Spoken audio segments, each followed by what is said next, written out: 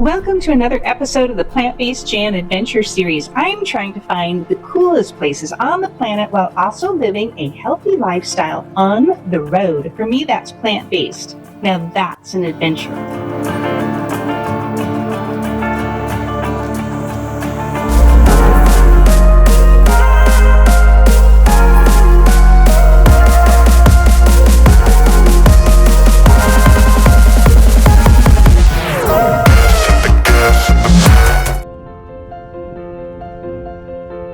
Arches National Park, where Mother Nature shows off her spectacular sculpture talents. She's loved spending her time here chiseling with her tools of water and wind over millions of years.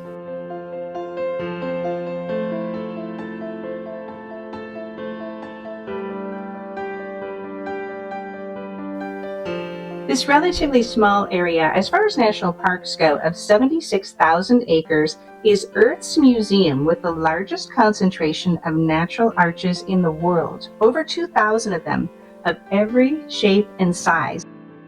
It houses the longest arch,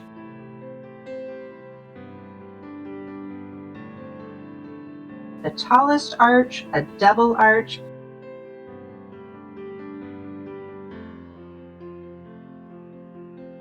a very delicate and famous arch, to name a few.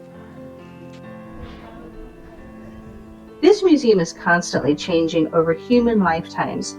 Arches grow, they fall. This happens day in and day out, then from dawn till dusk, and dusk till dawn, again and again. And that brings us to the top 10 reasons to visit arches in the off hours.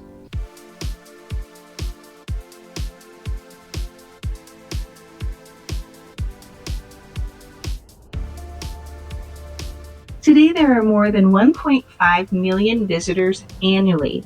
That has increased significantly.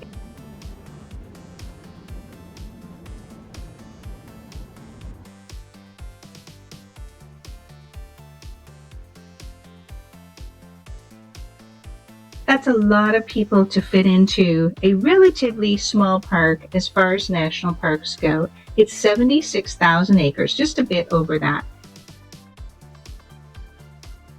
When they talk about arches being a smaller park, obviously it's not real small, it's 76,000 acres. But what they're talking about is relative to most national parks. Many of our national parks are over 1 million acres, and their features are spread out accordingly. Canyonlands, for example, which is right next door, is over 4 times the size of arches, but it only gets about half of the visitors on average. Yellowstone is 2.2 million acres.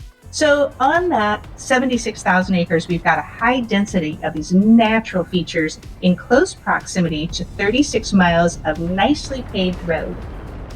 It's not just the arches, but it's bridges, spires, fins, and massive balanced rocks.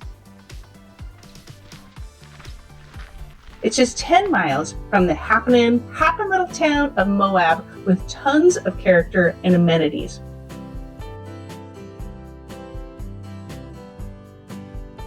So people want to visit, of course. The visitor count has been rising, and get this, in a 10-year period from 2006 to 2016, the count increased 90%.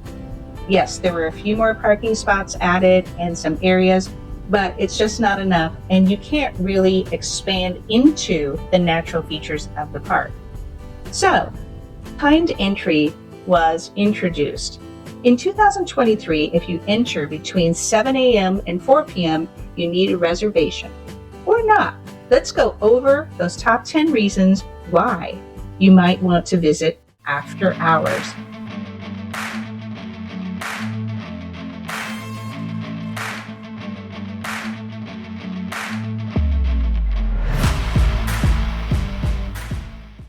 And these are my reasons. They're in no particular order, not in order of priority.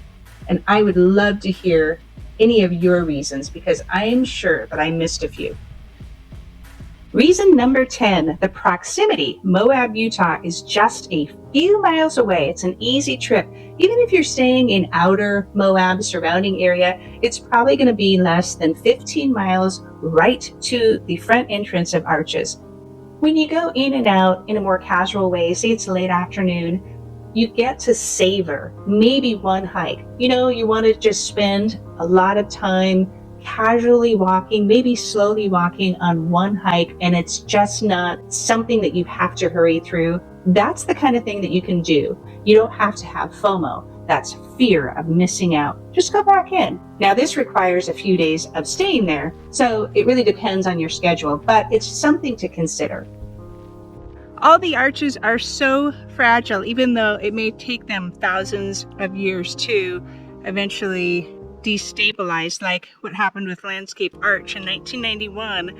A massive slab fell off of it, and that's when they had the trail open. People were actually resting under it and they heard cracks. Big slab fell off of it, and now this trail is closed, keeping everyone safe.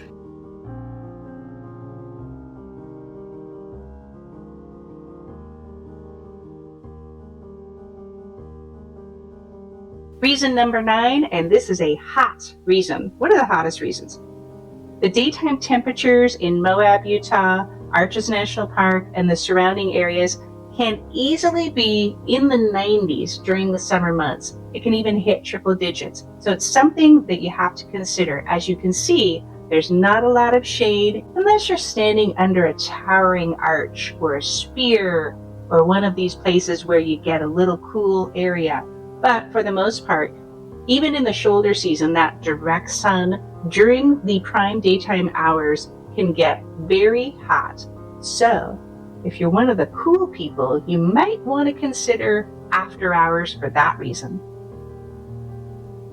Reason number 8, maybe a little controversial to some personality types. You know who you might be, but that's okay, that's cool, is simply why not?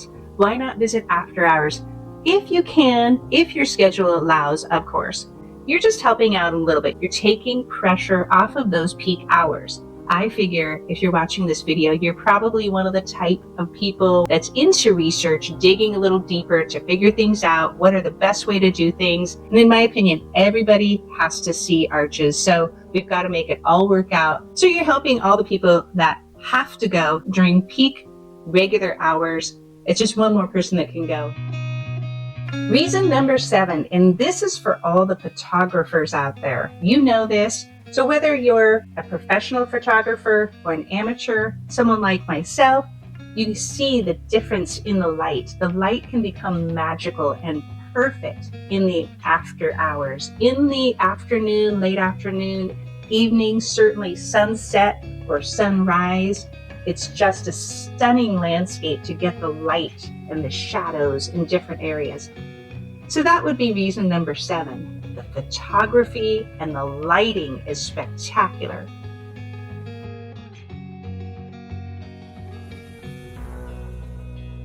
Reason number 6, stargazing. In the deep night, you will be surprised at the visibility of the stars. There's very little light pollution in this area. And the further that you get into the park, away from Moab, the more that you'll see that. Arches is an official international dark sky park. Bring your star chart, and especially on a moonless night, you'll be able to see everything. There's also special programs at night. If you're into stargazing and into talking to the rangers who are so knowledgeable, they have special campfire chats where you can ask them anything. Those usually take place at 9 p.m. and those are usually located in the Devil's Garden Campground Amphitheater. Sit around the campfire, chat about the park with some of the most knowledgeable people on the planet. Bring your s'mores. In my case, I like dark chocolate. Reason number 5. Everyone loves to have that personal interaction with wildlife in their natural habitat. There may be almost nothing better. Of course, you want to always keep your distance, but in the after hours at dusk and dawn is much more likely to happen with a lot of the mammals that are in the park. You are more likely to spot deer. There's also a possibility for sightings for coyotes, porcupines, jackrabbits. And of course, there's different types of birds, and then the smaller creatures and critters come out, more likely to have an interaction or a sighting in the after hours. Reason number 4, sunrises. And this one has a bonus round. I'm sure you know what it is. What better, more magical way to kick off your day than to watch the sky glow and the sunrise than from a national park like Arches. In the Arches National Park, the sunrise is going to happen over the La Salle mountain range. And there's a couple of easy spots to watch it. And now for the bonus round. The sun rises in the summer months on average around 6 a.m. So if you're there for the sunrise, you're in the park. So if you do want to spend your day in the park, you're in without the timed entry. Reason number 3, this is a bookend to number 4, and this is the opposite end of the day. This is the sunset. You might want to flip-flop this. It's just a personal preference. I love sunsets. And in this park, if you're watching the sunset through one of the arches or the shadows of one of these great monoliths, there's really nothing like it. The glow of the Utah sky in a sunset, the great open sky with all of the colors is just otherworldly.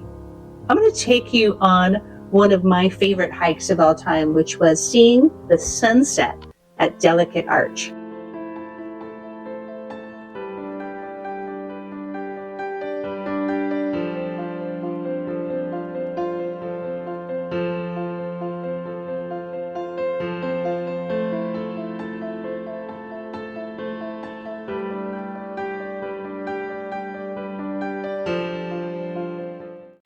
Reason number 2, and this is one of my favorite reasons. During prime time, during the day, when everybody else is at Arches, inside Arches, is one of the best times to explore the surrounding features of Arches in Moab. As you know, if you've been to national parks, they have boundaries, but it's not like that landscape stops with a line. Around Moab and around Arches National Park are some of the most incredible places I've ever been to. I have a few videos on these, and during prime time hours, if you want to make your schedule really efficient, these are the best times to go because everybody might be in Arches. Corona Arch, which is just down the road, down the highway, off the road, is one of the best hikes, and Corona Arch is just spectacular. There's Fisher Towers, which is the opposite side, about 20 miles away. There's one of the most incredible secret drives that I've seen in Utah. It's called Onion Creek Road. It requires probably a high clearance vehicle, but well worth that drive. There's the 6th largest natural bridge on the planet. It's called Morning Glory Bridge. That's a great hike. Tiny little parking lot, barely marked, but Morning Glory Bridge is a fantastic place to see. So these are some of the little tips you get from watching my videos. Go visit these places while everybody else is at Arches, and then do Arches when everybody's not there. Let's just flip it around.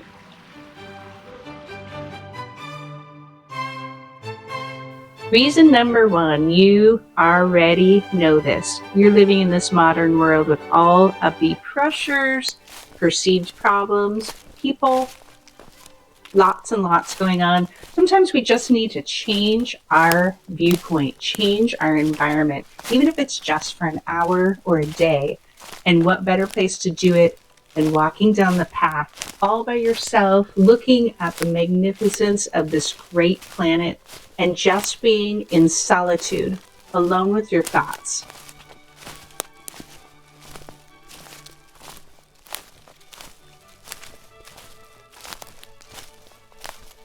Thanks so much for coming along to revisit and to learn about the top 10 reasons why you should visit Arches after hours. If you like what I'm doing, I would love it if you subscribed. I put together some resources, so if you or someone you know wants to elevate your health, or maybe are struggling with any kind of chronic disease, there is so much research, so much information out there. I'm going to leave you with a couple more resources. We'll see you next time.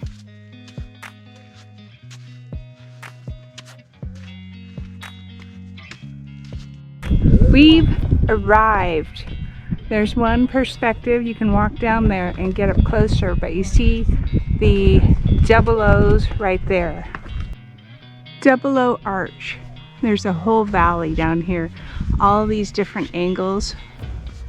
Closer look. No, we're ice skating. Deep sand. All these incredible angles. Unbelievable. It's a perfect O.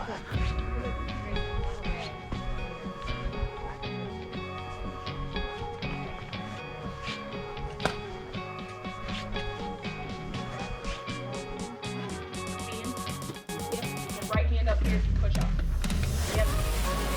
Like that. There you go. Go for it.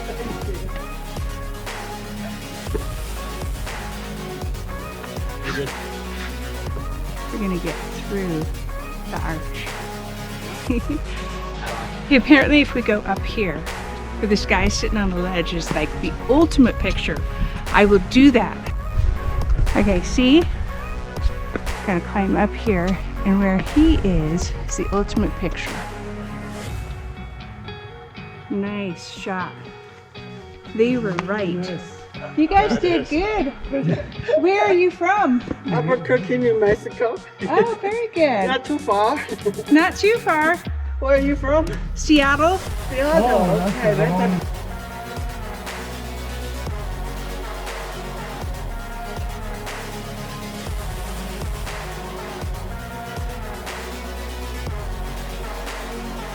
See way back there? That's a good shot of that ridge.